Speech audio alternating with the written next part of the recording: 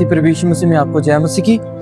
आज हम पढ़ेंगे पहला पतरस, उसका पहला अध्याय से 23 आयत में लिखा है, क्योंकि तुमने नाशवान नहीं पर अविनाशी बीज से परमेश्वर के जीवते और सदा ठहरने वाले वचन के द्वारा नया जन्म पाया है। आमीन आमीन। क्योंकि वही जीवता वचन, अविनाशी बीज जो वचन है, जो सदा ठहरने वाला वचन है, उसी वचन के द्वारा आपने जीवन को पाया है, जीवन को अपने जीवन में, अपने देह में धारण किया है। क्योंकि एज ए पूरी मैं कंप्लीट आपको बताऊं तो वचन परमेश्वर है, आपने जानते हैं, शब्द ही परमेश्वर है। लिखा है, अगर यूहन्ना की पुस्तक आप पढ़ें तो उसमें लिखा है,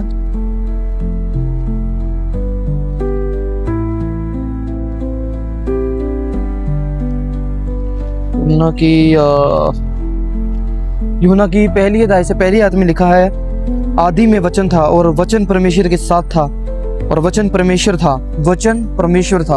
और यहाँ आप पढ़ रहे हैं कि उस बीज परमेश्वर के जीवते सदा ठहरने वाले वचन के द्वारा नया जीवन पाया है, नए वचन के द्वारा जीवन पाया है। और यहाँ बताया जा रहा है कि वचन ही परमेश्वर था, आदि वचन परमेश्वर के साथ था और सब कुछ उसी के द्वारा उत्पन्न हुआ, और जो कुछ उत्पन्न हुआ उसी से कोई भी वस्तु उसके बिना उत्पन्न नहीं हुई। उसमें जीवन था और वह जीवन मनुष्य के ज्योति था। ज्योति अंधकार में चमकती है और अंधकार ने उसे ग्रहण न किया। आमीन।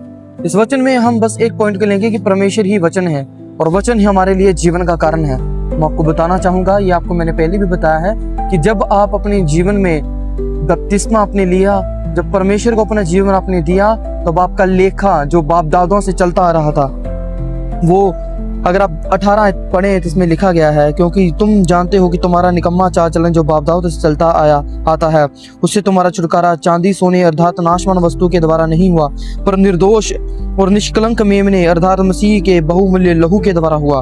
उसका ज्ञान तो जंगल की उत्पत्ति के पहले ही से जाना गया था, पर अब इस अंतिम युग में तुम्हारे लिए यह प्रकट हुआ।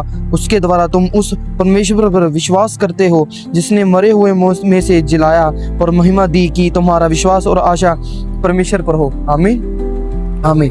वही मसीह प्रभु यीशु मसीह ने आपको छुटकारा दिया है उस बाप दादाओं के लेखों से, क्योंकि जब उसने जैसे खुद मरे हुए में से जी उठा, आपको भी मरे हुए में से जिलाया है। वो बपतिस्मा आपका एक तरह का मर के जी उठना है।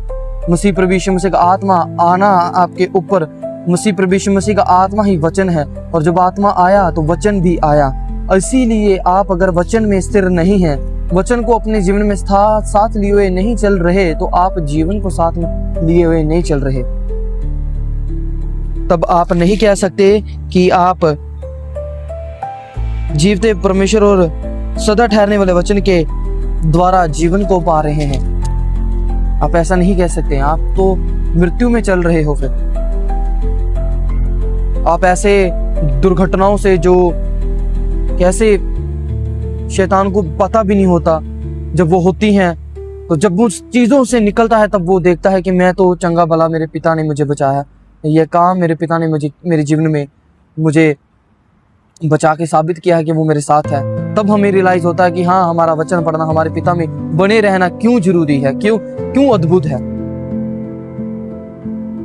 ये ही है वो जीवन जिससे हमें पता चलता है कि हम मृत्यु में जी रहे हैं, कि हम अनंत जीवन में और मसीह जीवन में जी रहे हैं। तो जब हम अपने आप को खुद में विपत्तियों में ना देखें, हम हर विपत्तियों से पार निकलते जाएं, मसीह का जीवन है। जब हम खुद को बीमारी में देखें, लेकिन बीमारी से भी यूं झट मसीह प्रभु यीशु मसीह में बाहर आ जाए, ये मसीह जीवन है। जब हम अपने घर में सुख शांति को देखें, मसीह जीवन है। खुद में हमेशा खुदा की शांति को महसूस करें, मसीह जीवन है। मैं आशा करता हूँ आप वचन को पढ़ेंगे, उसमें स्थिर रहेंगे। और मैं चाहता हूँ कि आप अगर अपने जीवन को नॉर्मल भी जी रहे हैं, तो कोशिश करें आप अपने जीवन में कभी भी पाप ना करें। कोशिश करें कि आप अपने काम कर रहे हैं, रोजमर्रा के कामों में व्यस्त हैं, तो फिर भी आप आत्मा में ही रहें, आत्मा से बाहर ना आए।